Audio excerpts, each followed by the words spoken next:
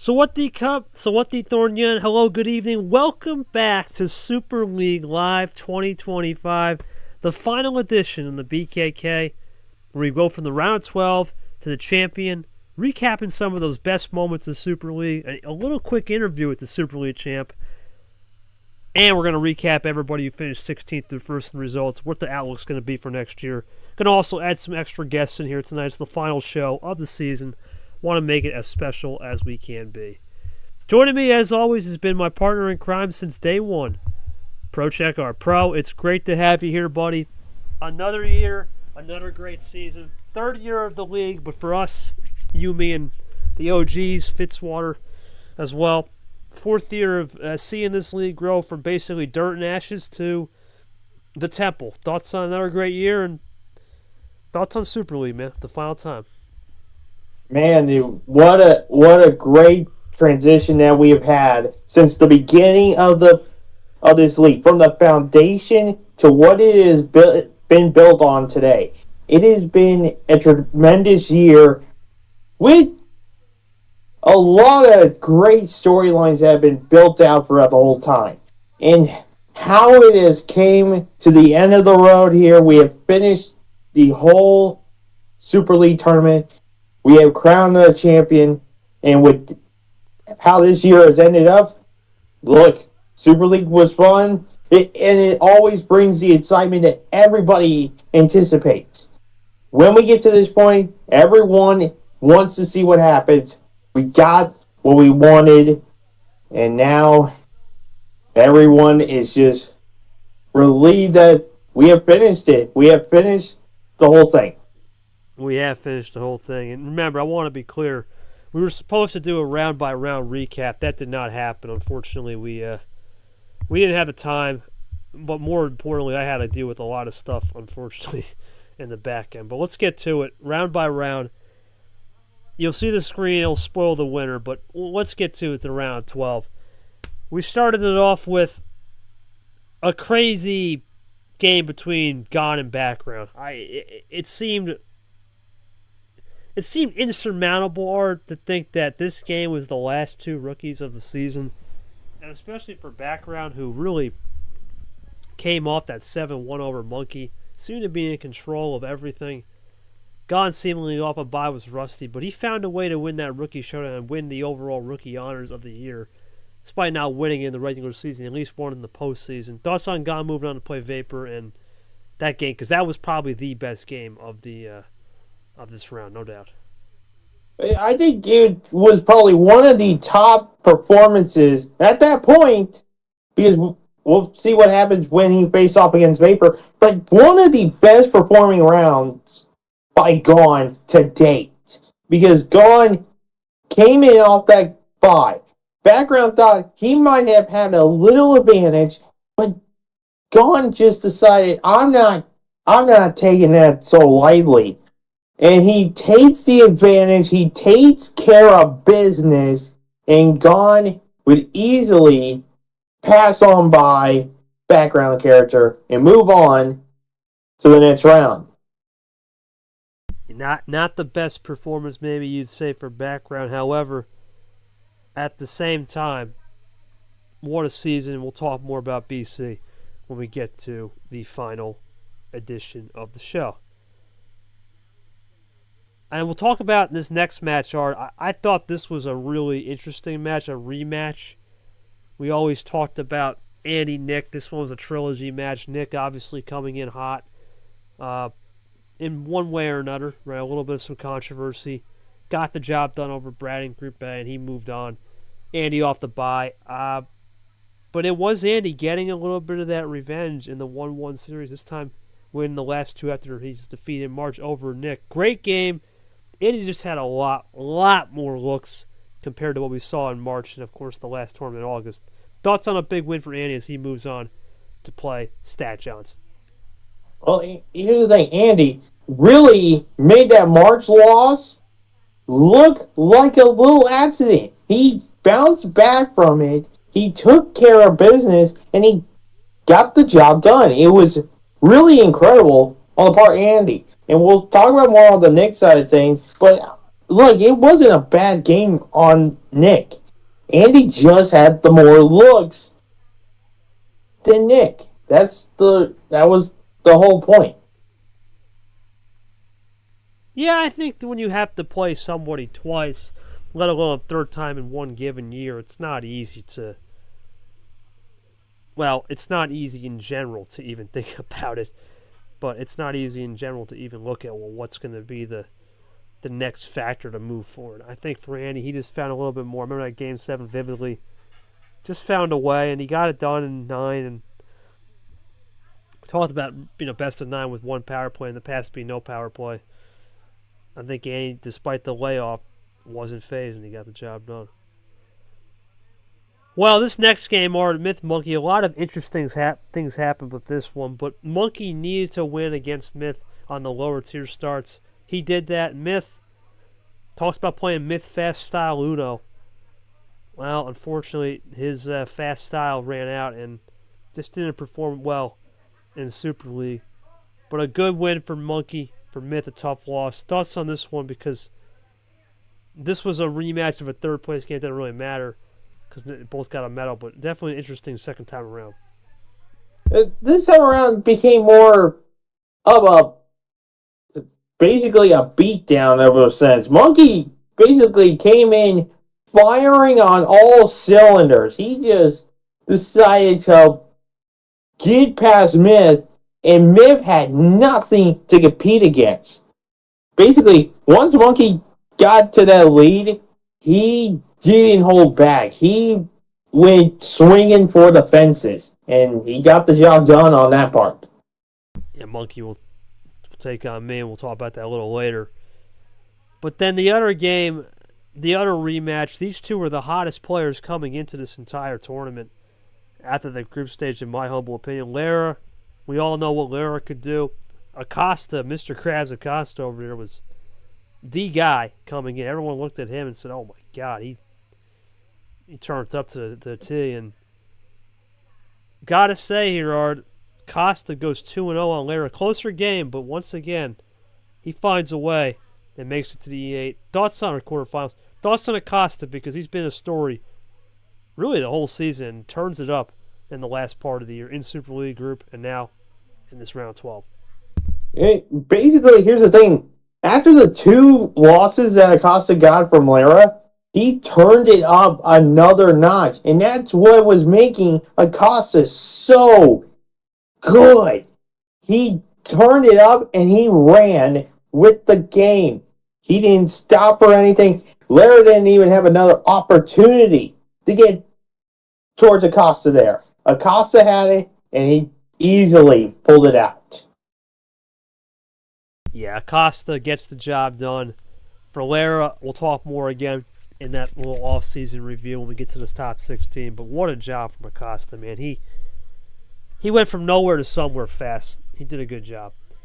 All right, let's get to it, Art. Round of 8, quarterfinals, E8, whatever you want to call it. We're not going to get into my game. I move on. Let's just say we always talk about communication. We always talk about being transparent, and there is a lot of things behind the scenes we're not going to talk about, but we're just going to move on, go from there. We'll talk about the other 3 games. We'll start it off with Vapor Gone. Vapor obviously had the biggest momentum before we got to the GS. What would he do? Right? The regular season champ, the T5 champ, the T4 tournament winner, right? We talked about that with, of course, Jackpot June, and was his last loss. He had a lot of momentum. Unfortunately, it fizzles out in a pretty severe loss here. Only 1 win and 6 losses. Just did not have the good stuff. Thoughts on what thoughts on what Vapor lacked, and Gone, the rookie, steals one here as he moves forward. Well, it was more of the playstyles on Gone that Vapor couldn't attack on. That was his downside. He couldn't get around what Gone was doing. Once Gone actually had a chance, he basically turned it up.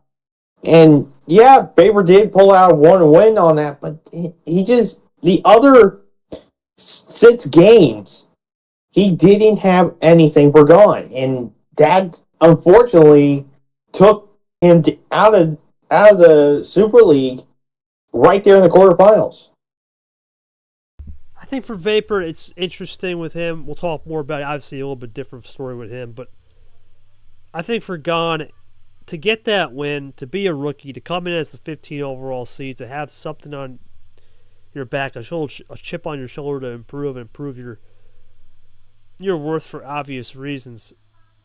He really showed up and showed out. You got to give him credit. He was definitely one of the biggest players in the league in terms of just running with the motives, running with the emotions being high, and going out there and settling the score. He did a good job. There's no doubt about that. Well, this game, this was a blowout. Mac Johnson, off the bye, double bye. Nothing really to say about this one. Mac Johnson storms into Andy's court and writes names, takes checks, and does the whole 9. He had every number. Had some luck, sure, but he looked good. Thoughts on Mac here? Stat Johnson making it happen. Yeah, I think Zach Johnson was starting to make himself a little graveyard site, in my honest opinion, with how he was doing stuff, and Andy just had nothing really. Andy got the 2 wins, but Stag Johnson just kept piling it on. It was like 2 wins after 2 wins after 2. He basically got his 6 wins every time after Andy got another win.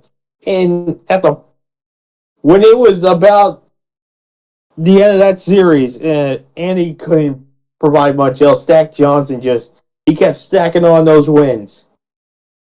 Stack, what a season. We talked about him entering 7 wins on the season. We talked about that. What would he produce? What could he produce? And, well, Stat Johnson gets win number 8 on the year and looks to keep it going as he will get that aforementioned Gone. Bottom half, we already know me. So what would happen with G Acosta? And this was a crazy game. Looking back, wasn't there, like I said, but for most of these games. But looking back, G fought like an animal all game. But Acosta, back and forth we went, finds a way. Another Acosta classic. How many times have we said Acosta final game this year, and he pulls it out? Pulls out the clutch G and gets it done. He's on to the Final Four. And he go back-to-back on the Final Four. How about that? You'll get a second Final Four after T5. Goes back-to-back. Thoughts on Acosta, or what a season, and G as well.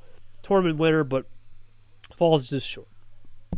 I'll start with G here. And look, had a very good year. Finally got back into the position that he normally was. But then you face a guy who has had a hot streak like Acosta. All you got to do is just hope and pray that things go in your favor. And unfortunately for G-Man, it didn't go in his favor. It really went on Acosta, and he piled up that win and moving on to another Final Four. It's incredible to know how Acosta's story's been. Acosta is just, similar to Mac, a phenomenon. He came into this year looking at, okay, what would be the ultimate test? Would it be just escaping rel? Would it be escaping relegation? Would it be escaping the L's? Would it be escaping anything? Both guys have found a way. Now we go to the matches that everyone was waiting for. We started off with Gon and Mac. Could Mac find a way to do it again? And he does, Ard. But so much of his gameplay was just aggression, finding ways to continue to be elusive in the clutch. And for Mac, he gets it done. Gon tried, but every time he seemed to fight, Mac had an answer. What's been just Mac Johnson, Stat Johnson's way. Thoughts on a big win for Stack again, and for Gon, a great season as he'll see himself in the P3 game. Hey, look, it was that, as you said, that aggression by Stat Johnson really became the key focus of that whole series. Once he got the aggression, it was on from there. Anything Gon could have tried, Mac either equaled equal it, or he did more than what Gon did. And by the point it was getting to it, Gon had couldn't provide anything else. Gon tried, but he came to no avail.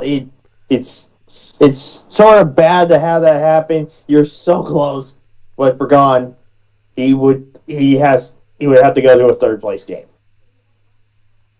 Well, we talked about it. KT back on the table against Acosta. The old rematch from T1. First match of the season. How would both players provide and play? Well, all right, found a way, buddy. I mean, it was a hard-fought game, but ultimately 3 games where I just found a way to get wins off of returns. Good returns. That was the key to win the series, and Costa and I kind of expressed the same things in postgame. Just those returns, +4s and +2s, was the move. Thoughts on me getting the win there, moving to my second finale, as Mac would make his second finale too.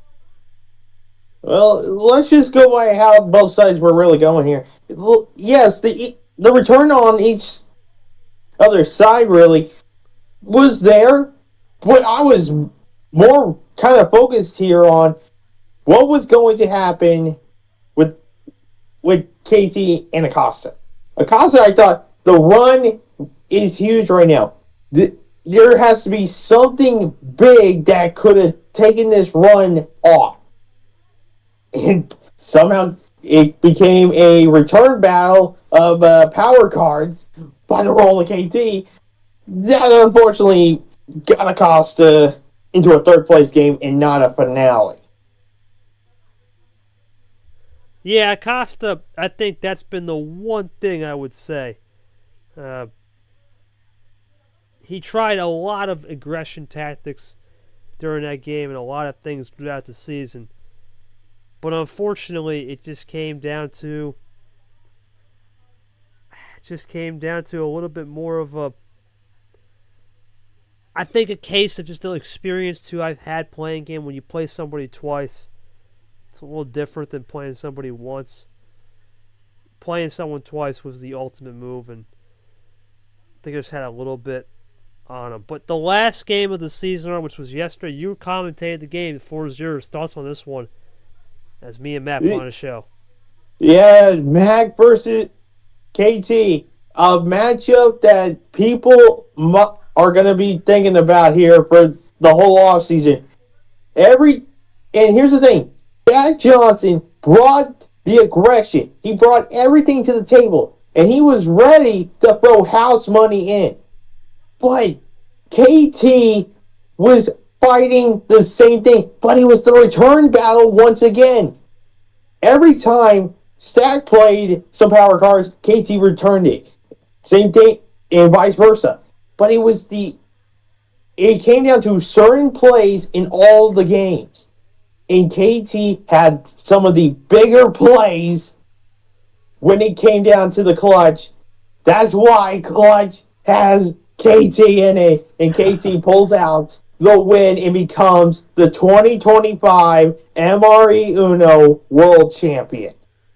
Yeah, man, that's true. KT clutch. I made that famous. You cannot spell a clutch without KT. That was back when I played G in 2023. But no, it's a lot more subdued from the times of 23 where that was just a freaking frick show, as I call it. It was the dog and pony show back then. Now it's been more subtle. I've mellowed out. Definitely took that game in stride. Wanted to enjoy the moment because you don't always get the home Super League, and second home Super League here, and I figure I'm going to try to enjoy the moment. It's crazy, Art. It's still surreal 24 hours later. So many great people I've DM'd and talked to. I want to thank everybody for congratulating me. All that were at the game yesterday. Finally got through it all, but appreciate everybody. Just everything, man. It's hard to know, man. Sometimes when you win, you got to host these things. You don't know what to say. And that's one of those moments for you to know. Well, that's it. That's it for Super League, the recap, Art. And we're going to go over, before we get to the top 16, What were some of your favorite moments of now that we had everything in Super League? What were some of your favorite moments? Oh man, look, I'm still gonna have some of the great moments. The runs by Mac Johnson and Asim Acosta. Look, you can criticize those two guys for a long time, but from now on, you gotta stop because those two put on a show throughout Super League. Unfortunately, neither one of them pulled out the win at the end, but you gotta give them the respect and honor that those two had to make the magical run that they did. Yep, indeed. It's been real quick before I forget the third place game. Oh, that's right. Gone Acosta. Forgot about that real quick. Make sure. Yeah. No, that was a sweep, and yeah, that's it. It was just Acosta. Yeah. We can't really talk much about it. Acosta really just took Gone to the woodshed. through Yeah, that's pretty much. basically through the ringer. It wasn't even close. Acosta basically anytime Gone had a chance to do pretty much anything, Acosta blows by him with some crazy run. Yeah, like I said, you were there at the game. I think I saw you in the VC. I wasn't there, but it just seemed Acosta. He was Mr. Krabs, man. He just racking up the money, just like old Stack over there. He got his last little bit of money in the form of a third place medal. Costa goes back to back on the medals. We'll talk about some of the stats too in the league, as well. But your favorite moment? What were you saying? I'm sorry. You said it was just overall just commentating games and seeing the action. Yeah. My favorite moment, other than winning the dang thing, I think was what we did here. We had a really good base. Unfortunately, just some tough stuff happened, man. I can't even complain. Some tough stuff happened, and I think you look at the way the new restart happened. I just couldn't do my thing, and it really came down to a luck of the draw on the other side of this, and we couldn't do every round. But when we did have the time to do it, it was fun. I was talking to a lot of people. They seem to like it. It's not easy to do something like this all the time, but to have these media events and just interact with the fans. Obviously, it was a trial run. We'll probably do more of it next year. It was good though. It was definitely good. It was a good day, and I think we can build on it. That's all you really want. Keep building, keep grinding, and they'll eventually get to the path you need. So good things overall for sure. I'm gonna give Art the Super League results. We're gonna put this in the chat, and we're gonna preview the guys 16-1. So Art, go ahead and put that in the chat. I'm gonna put the chat open in this chat, so you can follow along at home. Yeah. In the Super League? In the press conference room. Yep. Oh, okay. Yeah. Got it. Alright. And Art's going to put that in the chat.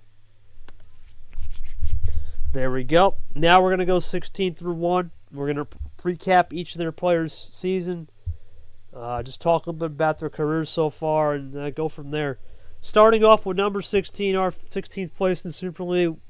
Varigold obviously didn't win a single Super League game, but that's to be expected. Varigold is a player that had an interesting group, a lot of ties with background, of course, being the big one, right? Losing the toaster guy probably killed a lot, in my opinion. I think just having that loss to toaster guy really killed the momentum. You wonder if he would have won, or if Gold would have won that game. Do we have a different outcome? But your thoughts on Gold are, because Gold, listen, third most starts in D1 with Super League, 272 starts. That's a lot of starts. We're getting up there in starts, right? And when you get up there in starts, you got the experience. You're more than just a league legend now. You're starting to get to that sharp end. Thoughts on Varigold overall, though, as a player? Look, Gold overall. He got back to Super League, no doubt. He got back to a place where he used to be at. It's just he kind of didn't get to the point of where he was in the past. And might have been this new bod that could have done something, or it could have just certain play styles. Because remember, you got to bring everything to the table here at Super League. You don't leave anything behind. And if he brought everything that he could, it just sometimes you got to think might need to head back to the drawing board. And if he has to head back, hopefully he can go into next year thinking of what he can do to improve this, and maybe if he gets back into the group stage, get a better run than what he did this year. Varigold's goal at the beginning of the season was to get back here, and that was pretty much the only goal. It wasn't about winning the whole thing, I personally believe. It was about just getting back here, getting to your common courtesy of life, and just playing Uno, right? 140. You win 140 games with Super League in your career. That's a lot of wins, right? We talk about the 272 starts. You're going to be a top player. The thing I think with Varigold, and I'm going to say it now, the run system of just making those big runs to those splash runs to the finish, as I call it, they're not dead. I don't believe it's dead. Don't believe in that. But it's definitely a style that it works in the regular season. And I think the reason why it works in the regular season is because the regular season you have shorter amount of games. You don't have 8 guaranteed games in the postseason. You don't have longer series. In the shorter games, the best of sevens, the first 2 rounds, right, and the best of 9s, the next 2 rounds, it works. But the longer series, remember, he lost that third place game, against Albion, but lost that Final Four match back in T3. Could have had it, right? Unfortunately, it was just Vapor took care of business. Despite the finale, where Vapor won that finale too. And I think, unfortunately for Gold, it's a combination of if Gold can get the longer series figured out when you have more home games per side, I think Varigold could potentially be a dangerous threat to make it back here next year and get a third appearance. Remember, Gold's made it twice. I wouldn't be shocked if Gold can get a third appearance, but it's going to have to come down to, can Gold figure out the longer stretch of games? When you have more home games, those long run gun out styles. And Nom's in the building here tonight. He knows about what I'm talking about. Sometimes those long running gun styles are good, but you gotta know when to play aggressive and also when to play calculated. Now Caesar, this guy's a legend art. Let's face it, he's got a lot to look at. First Super League. You know, he's won 21 career series, 22 career series, excuse me. 125 career games. He's been around the block. He knows what to do. Wasn't the best Super League, but I think his goal was just to get here. Thoughts on what he can do now? Can he make it back to another Super League? Because he was one of those bubble players. He just snuck in. The resume finally chalked up, and he's really got to thank 2 things. 1, Stat Johnson, and 2, that background tiebreaker. That helped a lot. Yeah. Hey, look, let me just be honest here with this. I think if you are Caesar, yes, you finally got to a place that you wanted to be for so long. Now, can he make that run again?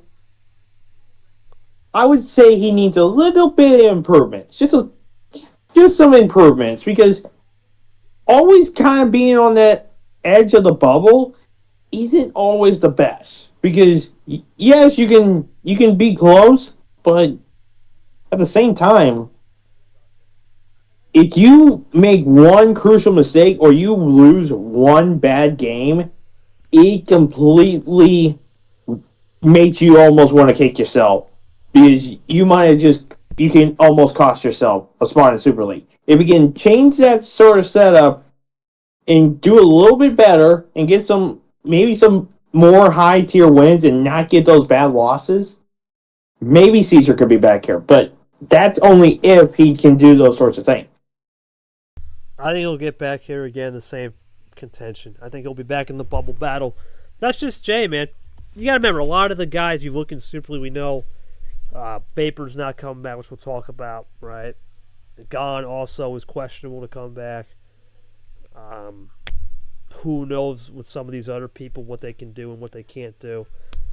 I think it's just going to be a point of just being the bubble. I think that's what Caesar's going to be for a while in his career, and he doesn't mind it. The question's going to become, if he doesn't mind it, when's the breaking point? That's going to be the thing with Jay. When is the breaking point? We'll find out that soon. For Toast, great season, right? I know he didn't get the results he wanted, an easy schedule. 10 wins on the year. He's got 15 all time. 15 all time in the regular season, right? And I think he's got 3 or 4 playoff wins. He's been around the block. The problem I had with him, Art, is he was probably the unluckiest player in Super League. 100%. Because he had to play background Acosta and Monkey. And the one game he won, didn't even play gold. I think it's hard to read where he would have withstood and withstanded if he had played normal people. If he had not played rematches, I don't know where he is. Maybe he's got 3 wins and has 9 points. Or maybe he has 7, 8 points and gets out of the state. I don't know. I say out of everybody, it's too hard to know with Toaster Guy because he was put in a group of death. Now, not saying Background wasn't, because Background had rematches with Toasty and Gold. But the difference was 2 is different than 3. When 3 out of your 4 games is rematches and your other match is somebody that has a lot of experience in this, it was a bad draw. Hard to read where Toasty Guy can go, but your thoughts on him? I think for Toasty, here's the thing. If he can sort of rebound from that and not sort of have those same issues, and look, yeah, sometimes having rematches is a bad thing, but sometimes if you have the right strategy against people that you have faced before in the past, then you're able to do it. But sometimes you got players who completely change their strategy. And I think that's what Toasty needs to do. If he ever gets into another one of these rematches, he would probably need to change his strategy. But it is, the bad draw sometimes can also just harm you in the worst ways. And I guess that kind of throws it all in hand with Toasty. Yeah, he's always been a player of, what do we always say about Toast? Right? We always say one thing about Toaster Guy, man. Toaster Guy is the epitome of crack like an egg. Get to Uno, see what's good, right? The problem is, in his group, you look at Acosta, that's not a guy to do that, right? Gold runs to the finish. And you know as heck, as me, Monkey was a guy, he knows how to play defense and offense really well. That's the problem with Toaster Guy. The crack like an egg, get to the end, hope that someone makes the mistake. It works, for sure. Can't say it doesn't. The guy has a lot of wins. But the problem for Toaster Guy, and I sense this too hard, you can only go so far before it cracks. And I think that's the problem with Toaster Guy. You can only go so far before it cracks. And I think if he hadn't cracked the wrong way, I think he'd be in a better position. I think the rematches hurt. But the problem is with your style being run and gun, where you hope it cracks like an egg at the end. It didn't pan out. And I hope he learns from this. I think he will. But it didn't pan out. So we'll see where he goes. Now the last guy, Brad, I'm not going to get too much into the controversy of the whole, well, he shouldn't have been here, yada, yada, yada, right, with the whole, at least in the next round with the whole card back. That's got to be adjusted and fixed. We know it. Everyone. You know it. I know it. We all know it. Okay, let's put that aside. I think for Brad, it was just unfortunately two things. His group was getting better, and I think the game against Nick was a true test of what's the resiliency going to be. And it just wasn't the resiliency he wanted. And unfortunately for Brad, he lost. He lost the composure a little bit and couldn't put the pieces together. That's going to happen sometimes.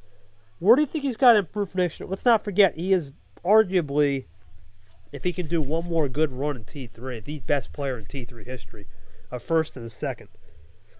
Thoughts on what he can do next year? We know T3 is always going to be a strong suit, but he can't just rely on T3 as we've seen in the past. Yeah, and this is with certain players. You can't just rely on one tournament. Yes, some people can do well in certain tournaments, but you got to work around the whole schedule. If you can't do that, then you're basically stuck in no man's land for the entire year. Brad's got to worry about that, but also sometimes work on the composure. And look, that's always with certain players. Composure, if you can handle it, it can work. But you can't handle the composure and you are basically losing yourself. You're stuck in the same cycle every single time. I'm worried, man. I'm worried about that element of just the composure with Brad. I know what he can do. As a player, there's no doubt Brad is the best, in my opinion. In terms of just long, methodical, draw it out, good calculator. He's one of the best, if not the best, in the summer. When it comes to the regular season, T3, the summer picks up, there's no doubt. You got to give me bad Brad. Put me on his fantasy team, that whole thing. But the problem for Brad I have is, again, when it doesn't go right, what's he going to do? We'll see what he does in 26, because he's going to have a chance to go for a third straight Super League. We know what he can do off the table and on the table. Let's see what he can shine with. Hard to say on this next person, Art, because we only saw Myth one time. You know, a damn good reg season, but just not enough to propel himself to greatness. Thoughts on what he's got to do, because there's still a lot to be desired here with Myth, I think. Without a doubt, I think here's the thing, Myth, he had a good year. Don't get me wrong, Myth did pretty good. He got a single bye, for crying out loud. Like, let's give the guy his flowers. But I think his strategy going towards Super League just wasn't able to handle up the test. And I think Myth, he's going to go into next year thinking he had a good year. He's going to try to rebound that year. But he needs to do a little bit more. If he can do that, bring more out to the table, and shine a lot brighter throughout the whole regular season and convert that into the postseason, he could be a threat. I like Myth's style in the reg season. It reminds me a lot of Cap, but the only difference is it's a lot quicker than Cap, I think. And that's scary, because we always think about Cap 5 through 8, whatever, the guy. If you can match that and speed it up to another level, you're going to be in a really good spot. His next level performance is finding more on the upper tier. If he does that, along with that rapid, big pace, flattening out the curve, I think there could be another case to say you could get back to the top 10. But it's so interesting with the fast, drawn-out players. Look at Cap. What happened to him this year? Nowhere to be found until the end of the year. It's great in the majors, T1 of 5, but nowhere to be found after that. Myth was consistent. You'll have to find a consistency more in upper tier, I think, to be the ultimate dual threat. Yeah. Now, this guy improved a lot. You know, we talked about Lara. Lara was a guy that seemingly was nowhere his whole career. And then he blossomed like a flower. And now I think he's a legit threat for anything. Or thoughts on Lara Rahulo? Because his story was at one point jumping up to the number 9, just not knowing what he could have done. to getting in for the old thing and finding ways to win. Thoughts on him, because he's done a great job in his career to get here and have a great year. Yeah, without a doubt. Look, Lara did really good, and it kind of stinks that Lara kind of had the season end like that. But look, give the honor to Lara on a stellar season. Now, what can Lara do to change everything around to look towards 2026? I say the future is bright with Lara. I really do. And if Lara can do that, he is gonna have a smooth season coming up. Yeah, I agree. 100% agree. He's a player that can be smooth and methodical.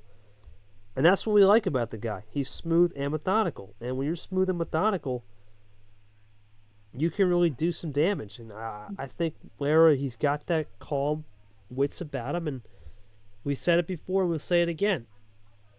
When you're calm and methodical, you're going to be a reward on the spot with calculated aggression. I like where he's headed. I think he could be someone to watch, as you said, moving forward. Nick is an interesting character, Art. You know, we talked about the controversy with Brad, but he found a way to get through 1 March. I think for him, this year was about learning and just getting to the top, finding a way to be that top echelon. And he did a great job. Got to give him respect to that, because sure, there's some things that happened during the Super League, but for overall what he needed to do and take care of, he found a way. I think next year could be a similar year where he could find a good tournament and put himself in that bubble contention. Thoughts on that? Here's the thing. I think after T1, Nick didn't really do a whole lot. And nothing to say against Nick. But you can't just always have the best T1. You gotta have the best rest of the year. And if you can do that, and if we can also convert that into a postseason run, who knows? Maybe either within the next couple of years, barring of anything really, could Nick be one of the contenders to make a Final Four run or make a run in Super League? Well, we'll have to wait and see on that. Yeah, we're going to have to wait and see. There's no doubt we're going to have to wait and see. There's no doubt we're going to have to look into, was this a year of just fluke? Right? We always talk about that with certain players, fluke runs. Hard to know. It's really impossible to know what his character will be next year. I think he's got a lot of promising things, though. He's a player that has multiple looks. Got to give him credit where it's due. I think he could be someone, like I said, get into that bubble contention and squeak in there. BC, a good rookie story, right? We talked about with background. When you're a rookie, you can't do much. Right? You learn in the system, and if you can somehow make Super League as a rookie, which we saw background doing gone, you'll be really well off next year, especially with the way the competition works. Not being a rookie anymore, probably going to be somewhere in that, I'm going to assume, veteran class is probably going to be the best bet for background. Maybe outside shot master, but probably veteran. Moving up a class, moving up to a new style. I think background's got a lot to look forward to. Just going to be composure is going to be the key for sure. Thoughts on that, Art? Again, another player that I think has a lot of future. He has so much that he does well, but when you do so well, you gotta learn the composure. Background's gotta learn that throughout the all season, and if he can do that, imply it for next season, and maybe if he can do the run that he had this year, do it next year, and he has the composure to prove it, watch out. He could become one of those contenders to be a threat. Yeah, I think background, having a second year of experience, could be someone to watch. I think a player that could squeak into the top 10 even. Right? Talked about the run style background. Not afraid to take chances, gut it out, play the long game, play the clean game. That's what background's known for. So I wouldn't be surprised if background could pop out something T1 or 2. And boom, off to the races. We'll see. For Monkey, controversy aside, he had a good Super League, but there were some alarming things, Ard. I know Week 5 didn't matter where he lost to background 7-1. I know there were some things with communication that, let's face it, clearly need to be fixed. But your thoughts on just Monkey overall, because despite that, he was a number 1 player at the time.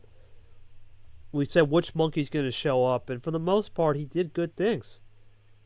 It's just the level of communication this year, and unfortunately against me and the commission, and then the incident with him at the Walmart or whatever, it was too inconsistent despite a little consistency early. Thoughts on that?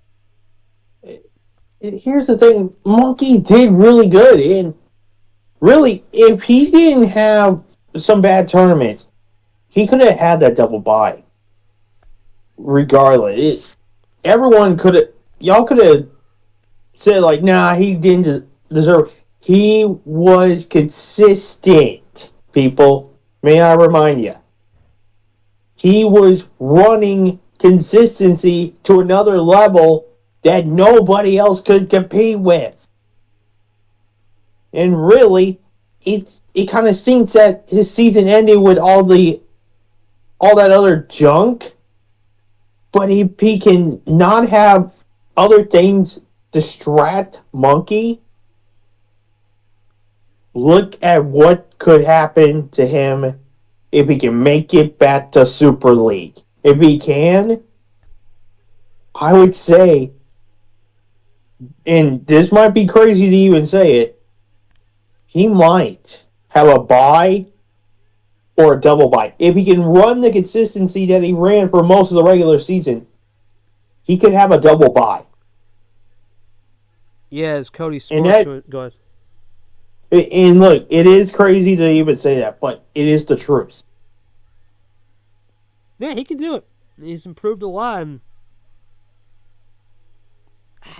you wonder when any of these guys can pop out and make a run. But Monkey, if he can get his act together off the table and get that communication clean,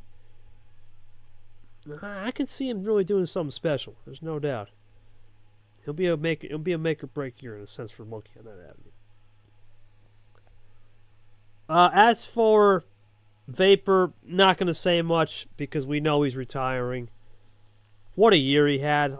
Two big things that stood out to me. Obviously, the number one thing that stood out to me was the regular season championship, and of course the T5 win. But when he came back, down 6-1 to win 7-6. But I think it's similar to Monkey, man. It's just a lot of the I should be number 1 and the hoopla and the hollering, and he got it. He got his wish. We all knew when he won that tournament. You have a 16-win season. He basically just needed to win one game to beat Ashley's record. They tied now at 16 the most, but it just wasn't meant to be Vapor in the playoffs. And you got to respect his run, but unfortunately, what will his legacy be in the league? Because the first year is nowhere. The second year he's on the bubble, but he never got to that next level bubble. And then, of course, it was massive this year. He put in the ring. He put in the ringer. He went to the ringer. He put in the work to get to the ringer, and he found a win. What's his legacy going to be? And that jersey number probably going to be retired too. It more than likely will. And look, yeah, he got the number 1 seed for Super League, and yeah, he won 2 tournaments back to back. But let's put this in all honesty. I want this to be sort of the teachable moment here. It doesn't matter where you're going to be ranked in Super League, but it matters on how you play. And look, everyone thinks being the number 1 seed is a big part. Yes, actually done it last year, but throughout the past 3 years of Super League, only one time did the number one seed ever win it. But Vapor had a lot of consistency, especially in the back half of the season. It might have been that little time off that might have impacted his season, but his career did not. He won 2 tournaments back to back. He got the regular season title. He got to be part of Super League. Those are probably the biggest things that you won as a player here in D1.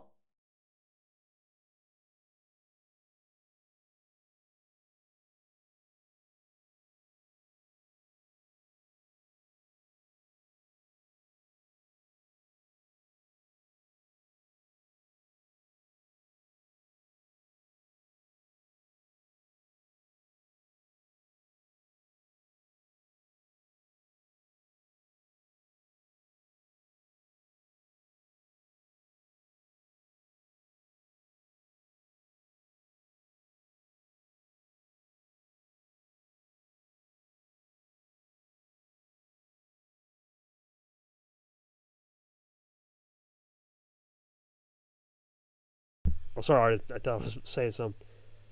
You know, Yeah, with you're good. I'm sorry. I apologize. My mic wasn't on. But I was just saying, Vapor, you know, he had a really good year. You can't deny it. But we talked about it. He wants to be the next. He even said he wanted to be the next KT. TJ, Ashley had those really good seasons and cement his legacy. The problem is when you're doing that, when you're trying to go shoot for the moon, he forgot you can still land amongst the stars. And in reality, he really did have a shoot for the moon season. The problem was he's only 17, 18 years old. And the inexperience showed up when it mattered most. And I think he'll fix it in life. I really do. He's got a lot of potential. Great kid, a lot of talent, but he needs to try to channel and harness that energy to better things. Obviously, the last game against Ghana where he basically blew up in everyone's face and was doing all this other stuff, extra cream, wasn't looked upon right. And we knew that wasn't Vapor, but the emotion got the best of him. And composure is key. Composure is king in this league and in life. And I think he'll work on that move forward. Yeah, I got really a lot of great things to say about this next guy, Andy. You know, what a season for him. 10 wins. Okay. You got that round 12 win over Nick, 11th win on the year. But more than just the 11 wins, Art, look what he did. To make a finale, to beat top players, to get smoked by Ashley, to winning it all, basically. Almost, or one game away from winning it all in T5, a major champion. He was almost a trophy medal, a trophy recipient. He was there. And you got to give the guy credit. The thing is, Hard, he's an unknown because the inconsistency sometimes to the early part of the year. Remember, if it wasn't for T5, he was only 5-4 entering that last tournament. 5-4 is not going to get you to Super League. We've proven that. 5-5, you better have 5 quad 1 wins or something magical to get the Super League. You got to have at least 6. That's the match now. It could change next year, right? There's always going to be that outlier, but look at Superior. He had 10 wins but didn't make it. But 6 or 7 wins is going to be the key, I think, for Andy next year. Get a little bit of a base. Try to get to that, I'd say, 7-8 win mark. Enter T5 with the same mentality and, you know, maybe a regular season championship. But he could be a 2 wins and has to go win 4 or 5 straight just to make Super. What do you think? Because he's inconsistent, but yet we don't know too much about the guy. I think that inconsistency might be the big thing he's got to work on. And look, Andy, good player. No doubt about it. Andy is good. But if you don't have the consistency, if you aren't able to run these tournaments right and you're not getting some good wins and you're not competing up with the best of the best, you're not able to compete. You're not able to prove your worth. And look, Andy didn't make it to a deep run here in Super League. I'm not going to take that away, but you don't have the consistency. Your your flaws will come out, and you're going to get and it's going to come back to haunt you there. And unfortunately for Andy, that's going to something that is going to be learned about. Yeah, it's going to be a learning curve for Andy. There's no doubt. It's going to be a learning curve. He's not a player that's always been consistent. You look at he had a 10-win year this year.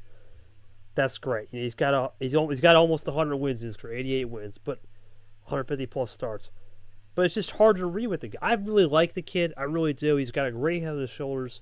Learned a lot. He's grown as a man. But at the same time, as a player, he's too hard to know where he's going to be in a couple years or a couple tournaments. I think it's a wait and see. Let's give him his time. Let's give him his flowers. Give him his patience, and we'll go from there. That's really all you can do with a guy like that. You can't rush greatness, as I always say. But you also can't float greatness at the same time. Well, an old ringer around the block, as they call it, ring around the rosy. G had a great game against Acosta. We know he won T2. Got the monkey off the back in good old automotive April. Did a burnout, some donuts. He's been around the block guard. He's got medals. By the way, this has to be one. We'll talk about this in a minute. Of these 16 players that made Super League, every single one of them had a medal. It's the first time in history. That's something to keep. Wow. Because remember, 2023, some players didn't have a medal, made Super League. 2024, obviously, some didn't have a medal, made Super League. This is the first time everyone had a medal. And that's a testament of what we built as this league as it continues to get better. Every year the field should get better, to be fair. But that's something to keep in mind. Now for G, obviously two-time medalist, got the old gold and the old bronze. Thoughts on Gerard, though, because he's an old wily vet. He knows what he's got to do every year, and it's going to be about consistency for him next year as well. Yeah, another player with consistency. At least he finally got that monkey off the back and finally got a tournament win. So he at least can blow that side of relief out. Now, what can he do to turn it around and be like, let's try to rebuild on this. Let's make this even better than last year. That's going to be something that we're going to watch out of G. If he can do that, he can rebound from this year and be better next year. Who knows? Maybe it's another Final Four. Well, not a Final Four, but another finale in one of these tournaments, and he can have another opportunity to win. And he can get back to Super League again for a third time. But we'll have to wait and see on what happens. Yeah, G, really, he brings a lot of different looks to the game. He's always talked about it doesn't practice maybe at all. I don't know. He don't practice much, maybe at all. And really relies on film study or a different type of way of initiating the game. He plays chances. He takes 5, 6, 7, 8, 9. Takes those chances on the car stars low tier. And really just goes for a more, you almost say, unorthodox approach, and it works. It does work. Don't get me wrong. It does work, but at the same time, adaptability is king. We'll talk about that with the next 4 players and really the next 3. For Gon, it wasn't about adaptability. It was just about being a rookie, sitting in the background, trying to survive and advance, and he did a good job. But we don't know what's happening with Gon, right? We saw it for the third place game. This could be it. We don't know. We'll confirm that in the off season, which is now. But we'll confirm that. And really don't know if we're going to find an answer with him yet. But if we do say he comes back next year, Ard, where do you believe his ceiling is? Let me kind of just be sort of not harsh, but sort of be blunt here. in a sense. Because look, he didn't do the whole season. We'll say that. But for how much he did all right. He did all right. And look, you can always say these rookies do all right. Not every rookie is going to be amazing. But if you have a good season and you do very well, no matter what happens, even if you don't make Super League, if you do all right, like Gon did, there's no doubt his ceiling is still there. But if he can do a whole season and he plays the way he did, there will be no doubt in my mind that Gon could get back to Super League, and if he can have the run he did, watch out. He's going to be special. He's got a lot of good looks about him in terms of the play style. He's a player that's always been consistent. He's always been a player, even when it's D2 time, that knows how to get the job done when it matters most. I think Gon, if he comes back, has a high ceiling. If he's similar to Vapor, that's it. I think he's a good kid off the table. Really is. He's really responsible. He definitely acts a lot more mature for his age than people give him credit for. I'll give him that. But as always, you're right. He didn't play. He missed 2 tournaments. He only had 4 tournaments on the season if you include Super League realistically. It just wasn't enough maybe playing time for a guy like Gon that maybe could have used a couple more tournaments if he had the time. And who knows, if he had a little more time, we're talking about a different Gon. But unfortunately, it wasn't meant to be. But a great top 4 finish on the year, and he moves forward. Well, we talked about adaptability. This is part 1 of the adaptability series because this guy had changed everything. The Dream Acosta, See the Dream, Mr. Krabs, whatever you want to say. What a run. Where did this come from? From 52nd 2 years in a row to 3rd. Back-to-back, keep in mind. 2-time medalist. A guy that went from one career win entering the season. That's insane. Goes to 13 career wins in just this season alone. 14 career wins combined. 8 on the regular season, 9 in the regular season overall, but 14 combined. What more is there to say about Hasim Acosta? Because his ability to just, unlike, let's say, myself, for sure, which we'll talk about, his thing was just ammo control was awful, right? His ammo control and the ability to grind out games into the endurance style. We talk about Dark all the time. Dark's the guy with that. Well, Dark's nowhere to be found here. Acosta's like this new breed of, I know how to grind the games out, but I also know how to win, even in the quick moments. Thoughts on that? Because it's unbelievable. I don't know what to say. It's just an unbelievable turnaround. Something you never think of. And I think we have said this before, but he was so close to leaving. Yeah. He was one of the people that was ready to be done. What a turnaround for Acosta. And really, I'm impressed with the huge 180 for Acosta. He made people now start to think, did Acosta almost try to hold back anything?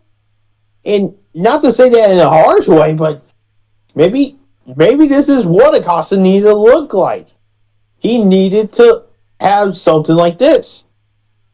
And if he can do that again next year, improve once again that he is not someone to mess with, Acosta, maybe we're not talking about him barely missing out on the finale.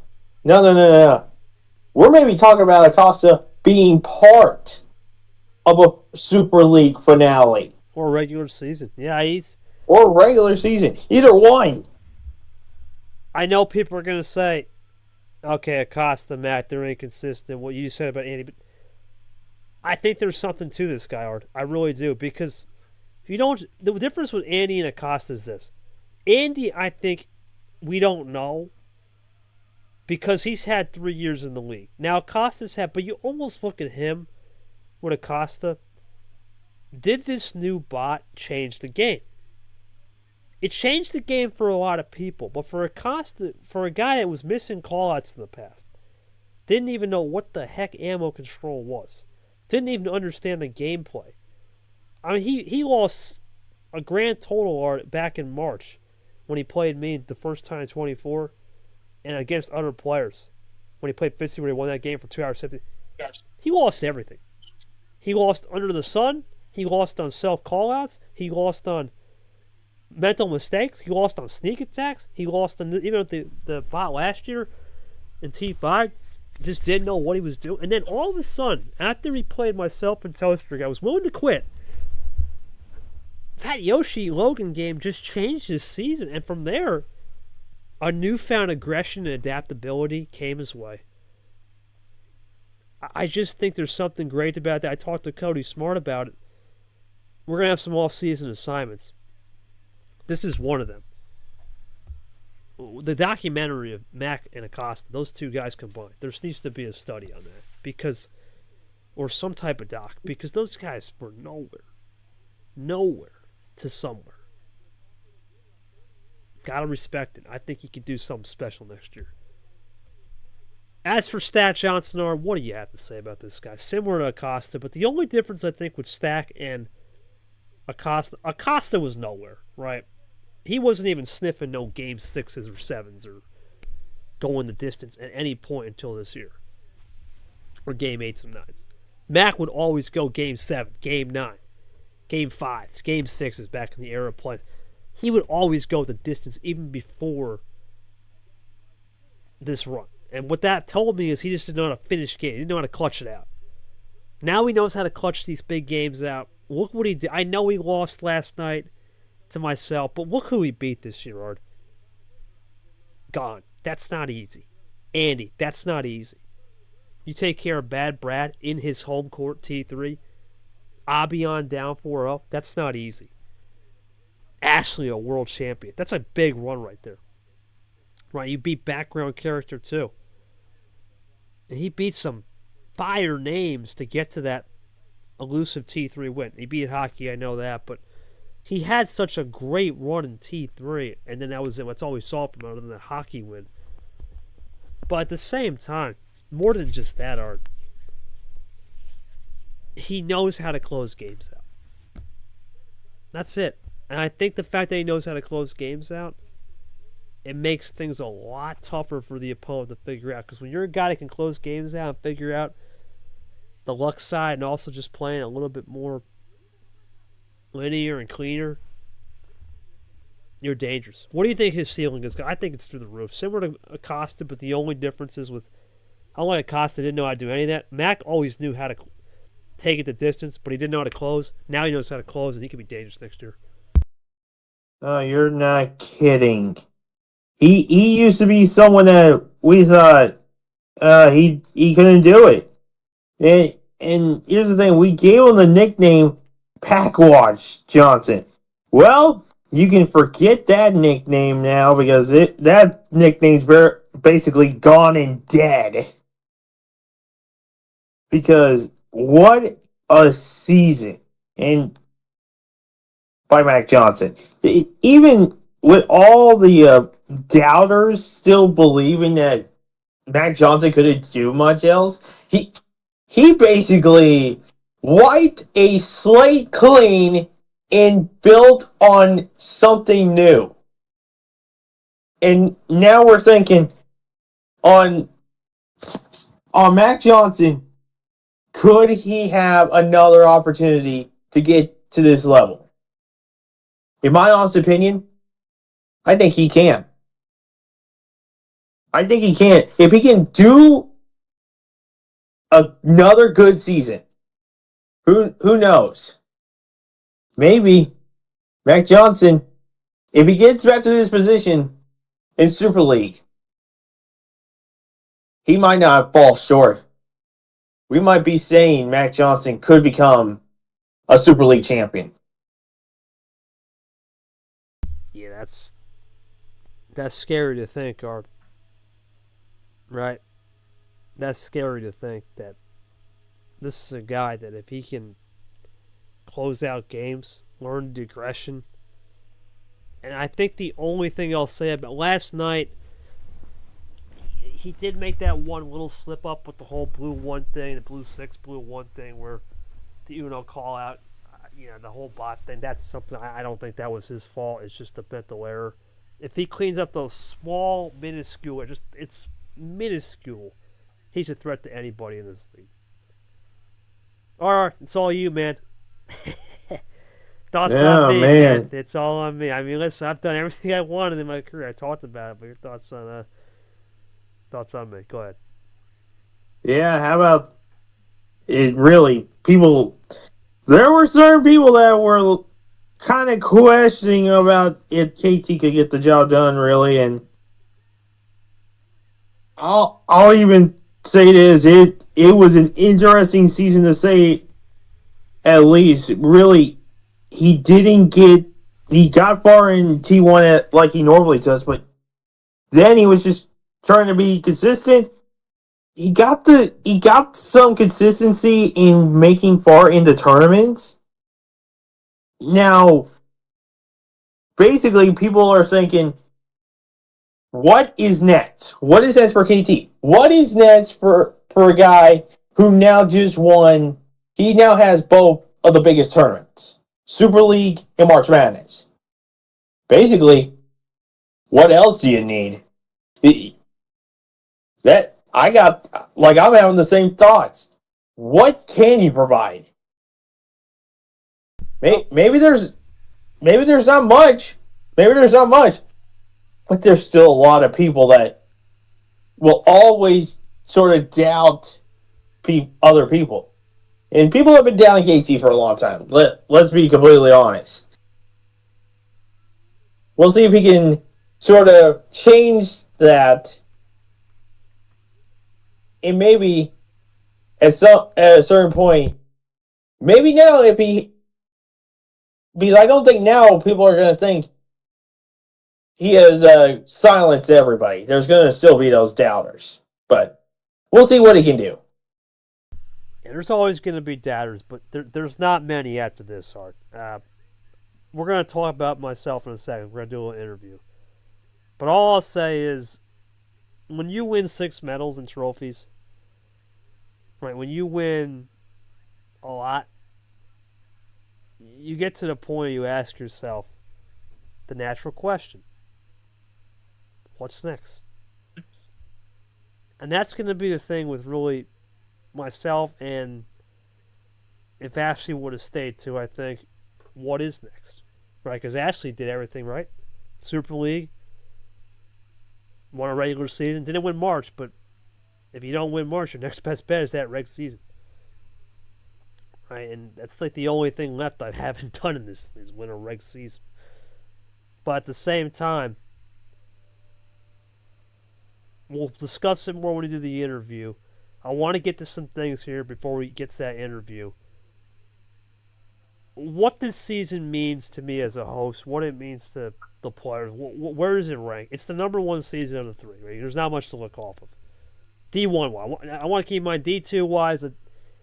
That's a whole different animal. Was year 2 better than year 1? Of course. Year 3 will be a test down there. For us, the standard's pretty high. We did a lot of great things this year.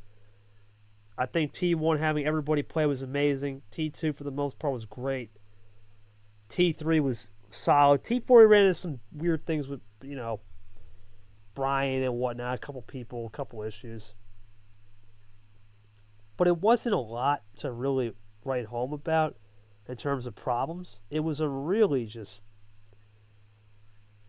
solid year, Art. It was a solid year, and I think a lot of people forget when it's that solid of a year, what is the next thing? Right? And for the league, there is a lot to be improved. Believe me. From Super League to just minor things to everything. And I really think with that, being said, I can't spoil everything. We're going to get something new next year. We know that. We know we talked about Super League. There's going to be a new format. There's going to be something new, too, with, I'm sure, policies. There's going to be a new class system. We're going to have a group of rookies that are coming in. It's probably going to be more than 8. Right? Looking maybe at 10. Who knows? There's a lot of change on the horizon. And when there's a lot of change on the horizon, naturally people wonder and always think, what does that mean? Right? What does that actually mean for the people that have stayed? It's hard to know, Art. It's generally hard to know what is it going to mean for the people that stayed. You, right? Me, all these people that stayed. I don't have the answer. We know this new crop is coming up. We see 2 of them in the audience tonight. We know how they play in D2, but we talked about it. When you get to D1, whole different ballgame. Okay, 2023, you really can't do much and look over that because it's what it is, right? We didn't have any D2. 2024, we didn't. We started D2. We did have one player join, which was Steven. What does Steven do? He looked better in 2024 Super League than in the season. Look at 2025. Yeah. Look, okay, gone background. What did everyone else do? What did Hockey do? What did Goldie do? What did Steven do? Nowhere. It's not easy up here. And the reason why is everyone has experience. Or we have almost 30 people. It might be 30 people with medals, right? Now, we are going to lose some people, but over 25 people have medals in this league. Okay, 40-plus people have 100-plus starts. Regular season only. You're looking at probably 20 people have 200-plus starts combined with everything. The numbers speak for themselves, Art. This is not a walk in the park for the guys coming up. Your thoughts on the guys coming up, overall, your 2025 as a commission member, and what we got to improve on, no doubt. Well, okay, yeah. Let's start with the people coming up. Now, look.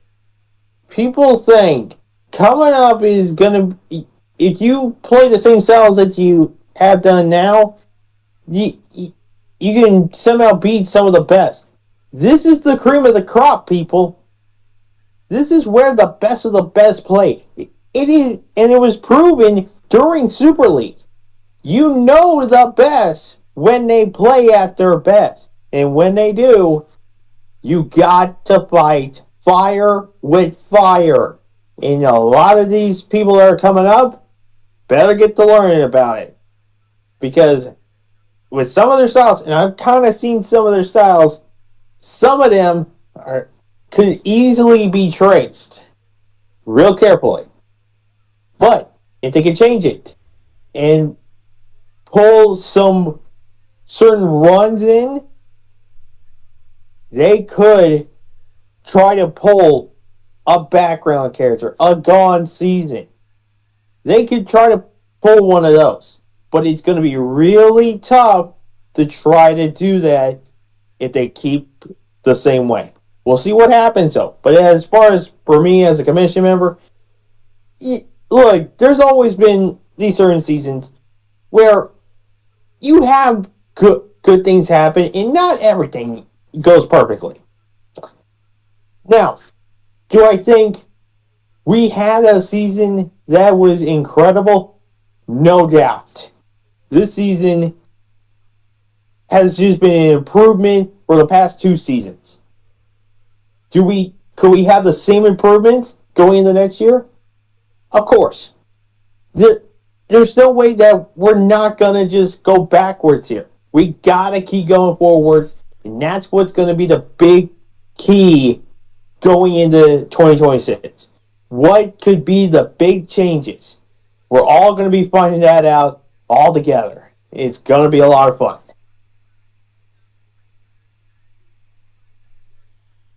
Yeah, I think for the people coming up, just understand there's people that had nothing. JT, Brock, these guys are hungry. They don't want to miss it again. Lamas had a good. He had an alright year. But the guys, it's a peer, right? 10 wins. They're hungry. They're hungry, man. And if you got to face one, I'll be on even. You got to face one of those guys, your Pez that just missed out. Good luck, because those guys are going to be pissed off. They are going to want it, not blood in a sense, but they're gonna want war. something. They're going to want war, right? And we talked about it. Not easy pickings. Now, as for the host side, look, there's always going to be things to improve. I don't care what people think or say. We're not going to stop on improving. But at the same time, next year, I believe, with the experience and being such a good year with advisory staff stuff, I expect next year to be the best year of the league from all angles. We've got a lot of data. We've got a lot of good things coming in. I expect it to be great. And that's all I'll say. Without spoiling a lot, you'll see a lot more coming for sure. Probably somewhere around December for sure. But maybe in November you'll see some things pop up. But it won't be too noticeable until we get to those meetings. All right, Ard. That's it for us. One last thing. It's interview time. We're going to do a short interview and wrap up the year. Go ahead, my man. You prepared some questions. All right. I got a couple questions here that I'm going to probably be asking you here, KT. So, first off, KT, what has been the journey of from league founder to league world champion been like? Simply put, man, it's been a grind. His league founder is not easy. You were the first guy other than Fitzwater that were here at the OG start. Fortis was a league back in 22. It was a top of the mountain type deal, right? And there was times we were at the base camp. We were all at base camp. But to get to the league champion role, I've been close so many times. Right, I should have deep down, if we hadn't had the issues with 2023 blowing that lead, and I take a lot of responsibility in blowing the lead and not asking for a power play. I was afraid to ask for the moment of, what am I doing? It's the streamer's job. I had to learn a lot of principles. Same thing with the whole cards on stream. I had to take chances. Already a thing. Hands on stream, guess what? If I don't be an idiot that day, we don't even have stream games. It probably isn't even a thought. Right, so I had to deal with a lot of pain. And to suffer through a lot of that pain and a lot of the hardships of starting this thing, who knows where I would be, Art, if I was a player in this league without having to. I could have had 3 or 4 more championships, or medals. I didn't get that chance, though, and I don't regret any day. Even the suffering, it was worth it. Having said that, to be a league champion, it's special, man. The amount of DMs and the amount of messages I got yesterday was just phenomenal, bro. That was it. You were one of the first guys to message me, and I really appreciated those moments. I think I appreciate things more now than I've ever done before. Maybe in the past when you're young and you're fresh, you don't, but you really encapsulate life and you really take it in. You think about the things that matter, and while family will always be number one, your private business. Winning yesterday taught me a lot, right? It did, and it's going to be a interesting journey the next couple of years. That's all I can really say, for sure. Yeah. Now, here's the thing. You have had some of your highest moments, some of your best moments, and you had some of your worst moments. What has been your hardest moment of your career in this league? I'm going to say 3 moments, but I think it's going to be losing TJ was tough. Because I really respected that guy. I still do. But that day where he got caught and we were going to do the wild card with him and me, and we had big plans for 24.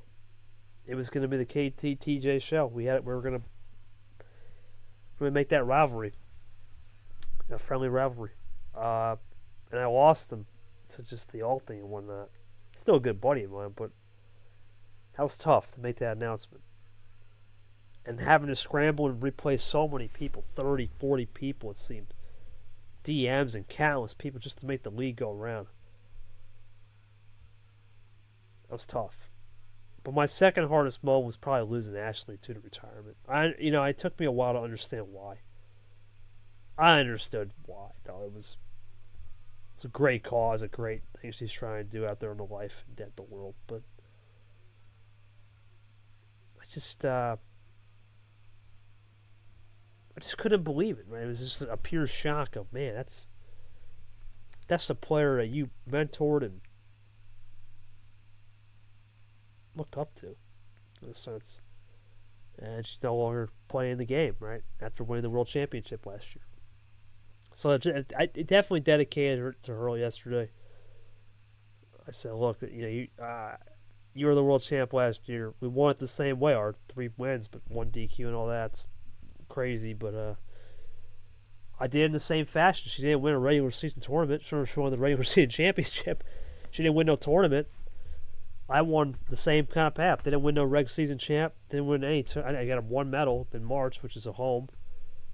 And I got the job done in home. It was, we were so close to picking, not even Bangkok, we were close to picking, Kuala Lumpur was the city, Tokyo was there.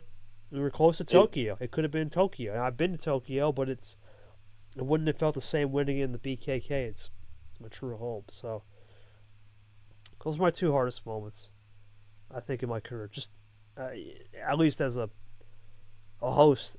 Player-wise, I can't really say I had a bad moment, Art. I mean, I never lost round 1, right? I've never started outside top 15. 1 start, 15th? Come on, that's unheard of, right? These are some video game numbers. To medal 6 out of 18 times, including the 3 Super Leagues, to medal 33.3% of the time and have half your finishes being a top 10 or something silly like that. That's unheard of, man. I'm pretty sure every finish is in the top 30. I've never finished outside top 28 or something. It's ridiculous. Right? So it's been a journey, so I can't really say I've had a hard moment as a player. I'm grateful for everything. But as a host, just those 2 moments sucked. The TJ one I got over with. The Ashley one I've accepted too. But those 2 moments people don't realize. They only see the top of the iceberg, me winning the whole thing. They don't see what the bottom of the iceberg when it starts to melt. They don't see that. That's what defines a person when it starts melting. Not what happens when you win. Sure.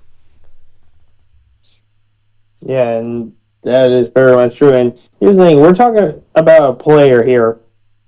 What makes you so great at the game of Uno? Well, that's a great question, man. It's a couple factors. I think about when I started playing the game 20 plus years into the game. I started learning at a young age, and Ashley, I've already said Ashley, TJ, all these other players, right? Even to an extent,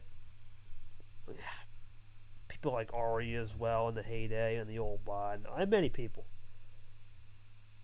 They have more talent than me. I'm going to say it right now. They have way more talent than me. They just do. A guy like Cody Smart, even Evan right here, I bet you deep down on raw talent, they probably got me. Right? No doubt. Everyone probably does. But will they outwork me? I don't know. I study every little detail. I always use intuition. When I played last night, or when I did that red 5, when I knew he had I knew he had a 5. I didn't know if it was red or yellow, but when he had that red 5, I had a feeling it's going to be one of those 2 colors. When I did that fade when I played the blue 5, that's just intuition. I made a mistake the prior game where I was like, damn, I should have went to yellow or even just drew or go to red. I picked the wrong number. I didn't let it get to me. I said, all right, that's all. And you know what? Most people in that situation would be pissed. I wasn't. All right, my fault. I had multiple. That's 100% on me. I had way many more. That's not on the game. It's on me. I didn't let it determine the next game. What do? I didn't let it get to me. I won 2 straight to get to 6-3, and that was all she wrote, basically, because I lost this power play in Game 10. And I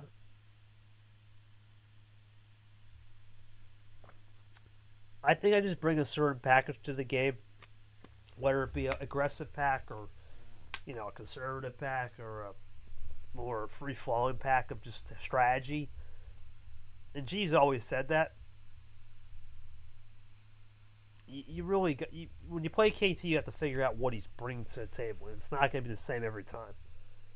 And I just never be afraid to be adaptable. Look what Mac did. Look what Acosta did. Look what other players have done. Right? Look what Monkey, Andy, Toaster Guy. All these players. I've learned from the best because I stream these games and I see what each player does, and I'm just more cerebral in the game than you think. Yeah, I'm the host. I got a lot going on. Why would KT pay attention to my game? But I credit other players for how I credited you. I always talk to you about it. Your round one is really good. I love the way you play round one. I use a lot of what you do, mistake free and just adapting and just trying to be a versatile player like that. Anyone can be a one-trick pony and get to the finish line. My goal is not to be that one-trick pony. I want to work hard, continue to grind, and have A to Z. Then run A to Z again. And we got to run A to Z again, we will. But if you look at my game, you saw last night, Art, I don't play long games. I don't. My longest game last night was, 9 minutes? There's a reason for that. Yeah. There's a reason for that. I'm not going to say the reason until it's over, but I play quick, but I also play methodical, and I know every move. Yes, I use card history, but I memorize it. When I was growing up, we didn't have card history. You had to memorize it. You had to work for everything you got, even in this game. And so many players have credited me. I mean, Mac, Acosta being great examples. Caesar as well. Chomik has credited me in the past. Ashley. Allen. There's so many players that I know. Lane. So many players have credited me with Yoshi. Just an insane amount of skill I was able to rub off on just by seeing me from afar. And these guys that play next year, yeah, I only played one D2 player, and unfortunately it was a weird match with Gon where I had something going on in real life. I never really played a hundo. But at the same time, I never let it deter me. Always keep on the offense in life, in the game, and the human spirit. I'm never out of it, Art. Even though in the regular season, yeah, T2 through 4, T3 and 4 especially, I might fade off, but I've already got Cody Smart mentioned it. Oh, KT sucked in T3 and 4. I still won. Why? Because the people around me who I played won. And they make me better because I had enough wins. Even when I don't feel like I won a tournament, let's say I lose, can't win them all, but you find those micro wins, that good energy flowing, and you feel not invincible, but you feel empowered to keep working hard. And that's what I do with this game. People don't realize how many notes I take, mental notes of who I'm playing. This spot's a little harder to study. But what this spot's easier to do is change your package. Bring a different look to the game. No one expected me to start with 10 yesterday or against Acosta. Everyone thought I was KT with 13 or 14, 15 cards. And none of that. I changed my game. And don't get me wrong. Don't think next year I'll find something new. Right? You always adapt. You always keep thriving in a new environment. So let's keep that in mind for sure. Yeah, really, for sure. And here's the thing. You mentioned some of the players that you have played in the past. I want to ask you this. Who are some of your toughest opponents that you have ever played in your career so far? Ashley's number one. I just don't. I don't see a world where there'll ever be anybody that can match those games. You were there for the 2 times we played. Yeah, absurd. Just her. Now, keep in mind, I taught her some things, but even before I taught her many things, she was really good at the game, and I knew some of the things she would do. I would think I would like to say Sanford, but the problem is I haven't played Sanford since that one game in Asia, right? I like to say TJ, but we only played once, right? So really Ashley's the only one. I played Mac and Acosta 3 times, but they're different players, right? It's hard to know. Khan was a really good player when I played him back in T2, but again, hard to know. I wasn't at 100. The people in March, I'd say, and look, the people in March, yeah, JT and Myth, I beat them, but they weren't really hard. I knew the package, right? Nam, unfortunately, when I played that Final Four game, it got blacklisted because I just mentally found a way against them. Brad was another one. And the problem, Art, is my series, they're either just too dominant, OP, right? Or I'm out to lunch because I don't have to go hard.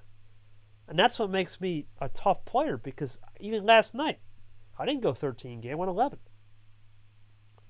I didn't go 11, I went 9. I don't always go the distance. That's the problem. I'm not a guy to always go the distance. And when I don't always go the distance, I don't make for the best entertainment. I'm not in terms of, you want that game 7, I'm not the guy. However, during the series, I'm going to make it fun, win or lose, and I'm always going to be fighting.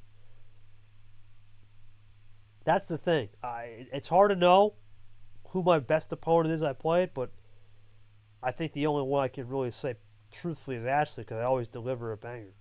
And she was the only player I felt that could match me on any given day at 100%. And it wasn't even close. Now, I haven't played a lot. Lamas is another one. I know people think, oh, well, who's Lamas? But Lamas is a guy that I really like to play, and I only played him once, but he beat me, sure. But we never got a chance to meet again. I hope one day we do. And it means something. He's a great guy and a great player. I played Yepes. I played G, but those were Super League, right? Super League's so different than the regular season.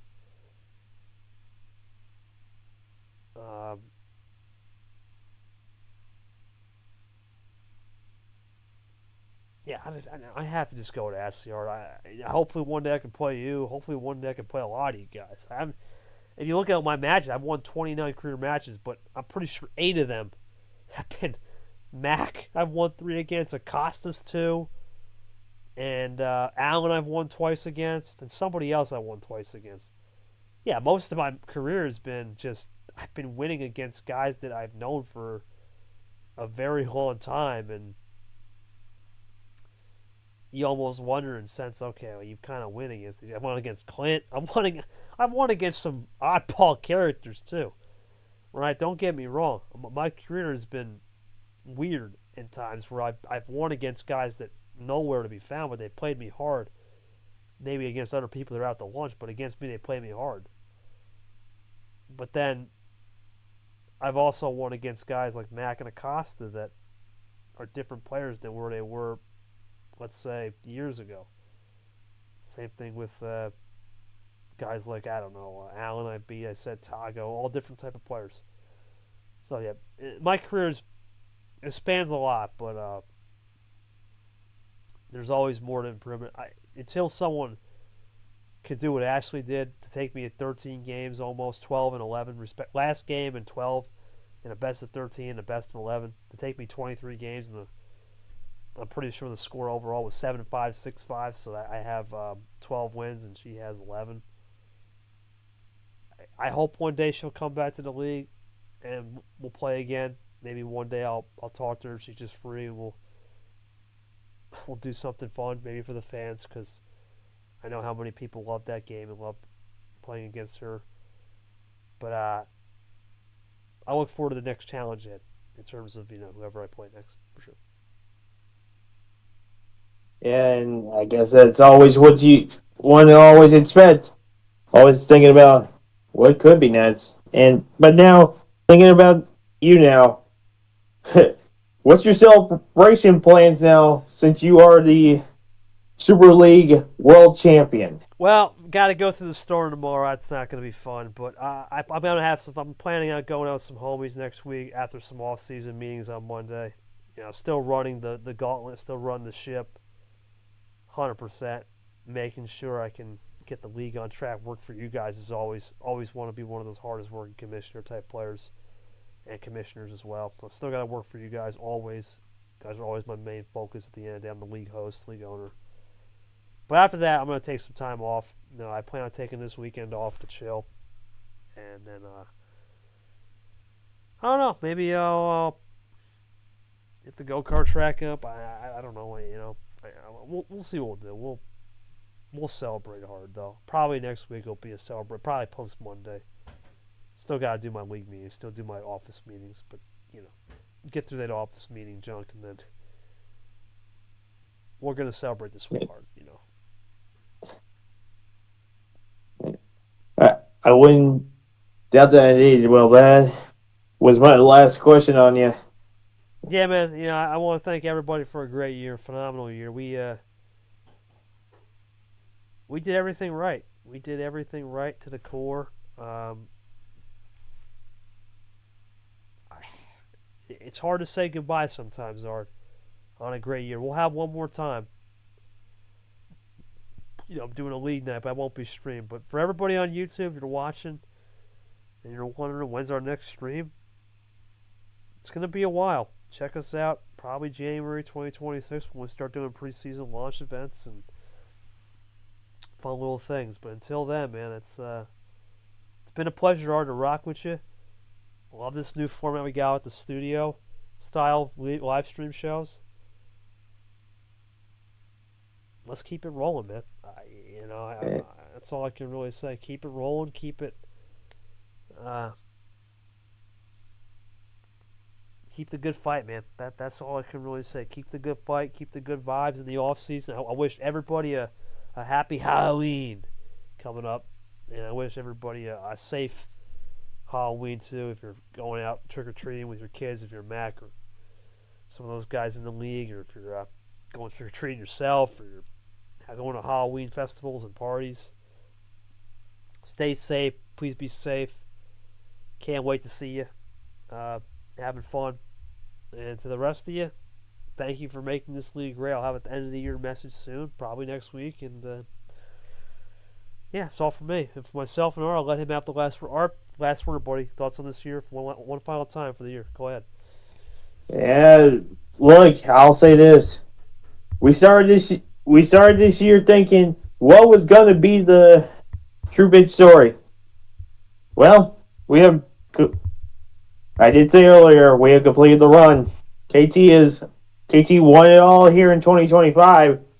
But the story now begins with what is next for 2026. What is going to be the excitement and the fun that will be coming in? I can't wait. I'm going to be so excited once the calendar changes from 2025 to 2026. Once we get into January, the excitement and the fun begins again for all of us. And it's going to be a bag full of tricks, to say at least. Hopefully everybody gets that to all the kids that are celebrating Halloween, and hopefully they'll enjoy the rest of your holidays as well. But it's been a fun ride. I hope we get to do more of this sort of stuff, because it is fun to do this and talk about a lot of things that not everyone usually gets to hear about. So, well, we'll see what happens. Yeah, I think for myself and Art, I think it's the best thing we can say, man. That's the best thing we can say. Enjoy the holidays. Stay safe. Really just be yourself this holiday season.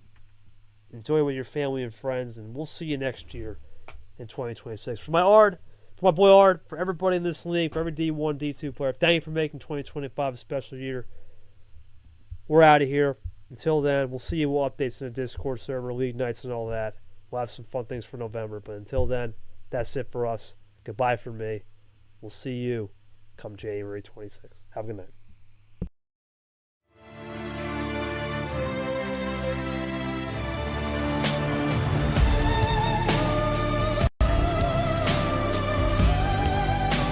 Wow.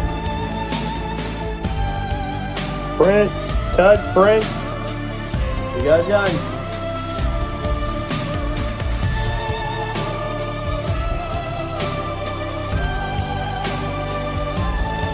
Okay, I'll bring up Cody. This has been a special presentation of MRE Uno Division Whoa. Super Hey. League Season's 2025. over.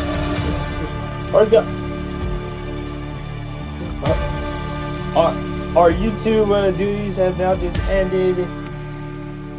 October 29th, 8:45 p.m. Eastern Standard Time.